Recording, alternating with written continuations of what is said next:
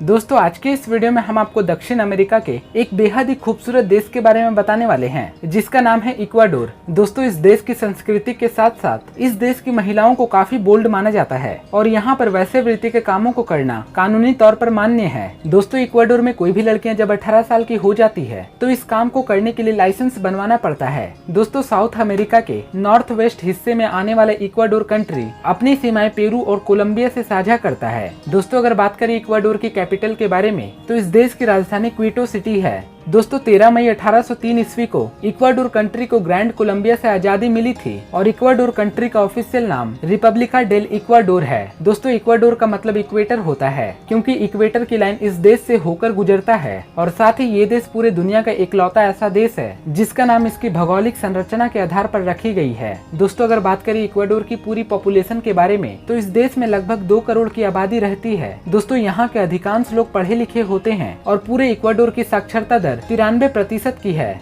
यहाँ के औसतन लोग 77 सालों तक अपना जीवन जीते हैं। दोस्तों अगर बात करें इस देश की करेंसी के बारे में तो यहाँ पर पैसे के रूप में यूएस डॉलर का ही इस्तेमाल किया जाता है। दोस्तों यहाँ के अधिकांश लोग स्पेनिश भाषा बोलते और समझते हैं, इसीलिए इक्वाडोर की आधिकारिक भाषा स्पेनिश को बनाया गया है। इसके अलावा यहाँ पर 13 अलग अलग स्थानीय भाषा बोली और समझी जाती है जिसमें से क्विचे और शेयर भाषा लोग अधिक समझते हैं। दोस्तों टूरिस्ट के लिए ये देश दक्षिण अमेरिका के सबसे सुरक्षित देशों में से एक इक्वाडोर कंट्री को गिना जाता है। दोस्तों चिली देश के बाद इक्वाडोर ही दूसरा दक्षिण अमेरिका का वो देश है जिसकी सीमा ब्राजील को नहीं छूती है। दोस्तों अगर बात करें पूरे इक्वाडोर के क्षेत्रफल के बारे में तो ये देश 2,83,560 स्क्वायर किलोमीटर के दायरे में फैला हुआ है। यहाँ पर केले की उत्पादन अधिक मात्रा में की जाती है और इसीलिए ये देश पूरे दुनिया में केले को एक्सपोर्ट करता है। इसके अलावा यहाँ पर तेल की अच्छी खासी मात्रा भी पाई जाती है। दोस्तों इक्वाडोर की ये बात आपको जानकर बहुत ही हैरानी होगी कि यहाँ के 30% आबादी का एक भी बैंक अकाउंट है ही नहीं क्योंकि यहाँ के लोग जुड़ने में विश्वास करते ही नहीं हैं। दोस्तों यूनेस्को ने पूरी दुनिया में पहली और दूसरी वर्ल्ड हेरिटेज साइट का चुनाव इसी देश में किया गया था।